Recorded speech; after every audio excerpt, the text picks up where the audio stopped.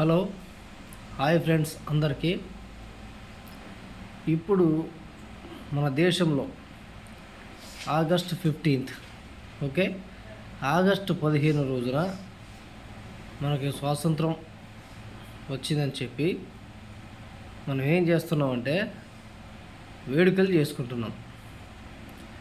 ఇప్పుడు మనకి స్వాతంత్రం వచ్చి కూడా ఆల్రెడీ 80 సంవత్సరాలు అయిపోయింది.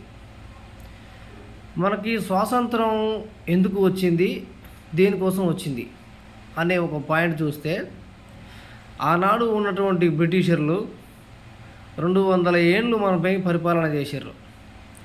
వాళ్ళు పరిపాలన చేసి ఏం చేశారు, మన సంపదని దోచుకున్నారు.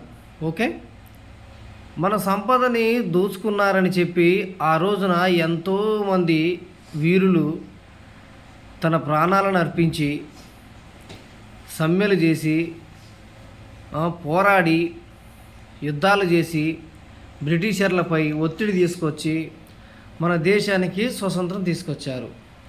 దేశానికి స్వతంత్రం అంటే ఏంటిదంటే, మన భారతదేశంలో ఉన్నటువంటి ప్రతి పౌరుడు తను స్వేచ్ఛగా బ్రతకడానికి కావాల్సింది.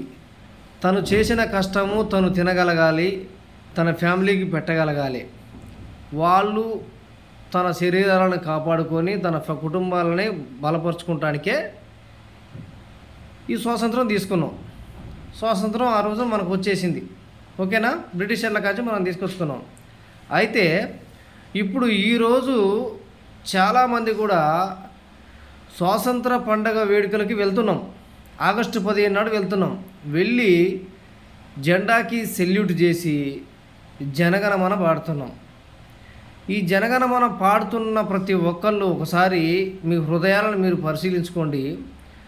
పెద్దవాళ్ళ దగ్గర నుంచి పేదవారి దగ్గర కూడా మీ గుండెల మీద చెయ్యేసుకొని, ఆ రోజున బ్రిటిషర్లు మన సంపదని దోచుకొని పోతున్నారని యుద్ధాలు చేసి త్యాగాలు చేసి దేశానికి స్వతంత్రం తెచ్చుకుంటే, బయటవాడు వచ్చి తెల్లవాడు వచ్చి మన దేశంలో సంపదను దోచుకొని పోతున్నాడని చెప్పి మనం ఆ రోజున బాధపడి మన ఇండియన్స్ యుద్ధాలు చేసి త్యాగాలు చేసి దేశానికి స్వాతంత్రం తీసుకొస్తే, ఈరోజు నిజంగా మన దేశంలో ఉన్నటువంటి ప్రజలు నిజంగా సంతోషంగా ఉన్నారా?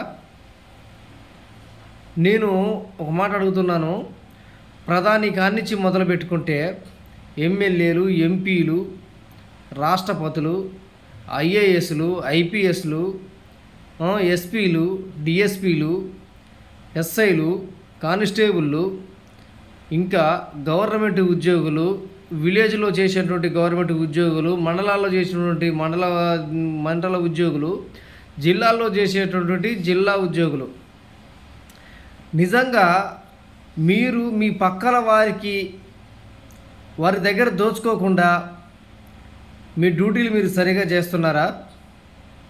నీ పక్కవానికి హాని కలగకుండా మీరు ఇంతవరకు బ్రతకగలిగారా? ఈ రోజున వెళ్ళి జెండా వందనం చేస్తున్నారు కదా, జెండాకి నమస్కారం పెడుతున్నారు కదా, ముందంజలో మీరే ఉండి ఆ జెండా ఫ్లాగు మీరే కదా జెండాని ఎగరవేసేది. మీ చేతులతోటే జెండాలను ఎగరవేస్తున్నారు కదా.